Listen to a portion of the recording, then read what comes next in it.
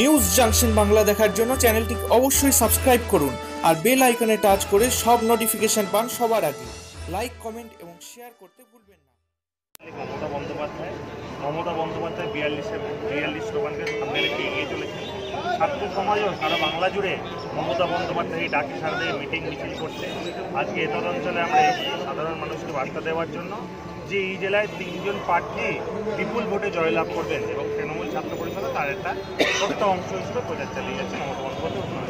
এটা তো দীর্ঘদিনে কংগ্রেসের ঘাঁটি ছিল, সেই জায়গাতে আপনার কীভাবে প্রচার করছেন ছাত্রলীগ? না, এখন কংগ্রেসের ঘাঁটি বলে কিছু নেই। আজকে সারা বাংলা জুড়ে শুধুমাত্র মমতা বন্দ্যোপাধ্যায়ের উন্নয়ন হয়েছে। এখানে কংগ্রেসের ঘাঁটি থাকার কারণে যে উন্নয়ন করে উঠতে পারেনি, আজকে মমতা বন্দ্যোপাধ্যায় সারা বাংলা জুড়ে সে উন্নয়ন করেছেন। আজকে কোনো এখানকার মানুষ বাইরে গেলেই বুঝতে পারেন যে মমতা বন্দ্যোপাধ্যায় কতটা এগিয়ে নিয়ে গেছেন এবং তারা এতদিন ধরে এখানে কীভাবে কঠিন সমস্যার মধ্যে পড়েছে মানুষ দেখেছে, মানুষ তাদের ব্যবহার দেখেছে, মানুষ দেখেছে তাদের অত্যাচার দেখেছে, তাই মানুষ মমতা বন্দ্যোপাধ্যায়ের প্রতি। এই মিছিলে দেখা যাচ্ছে যে কিছু সমাজবাদী পার্টির লোকেরাও এসে আপনাদের সঙ্গে জয়েন করছে মিছিলে হাঁটার জন্য। মমতা বন্দ্যোপাধ্যায়ের উন্নয়নের সঙ্গে তো সবাই সামিল হতে পারে। মিছিলটা তৃণমূল ছাত্র পরিষদের সঙ্গে অনেক সাধারণ মানুষ আমাদের মিছিলে যোগদান দিয়ে বলছে, দিদি তুমি এগিয়ে চলো, বাংলার মামাটি মানুষ তোমার সঙ্গে আছে।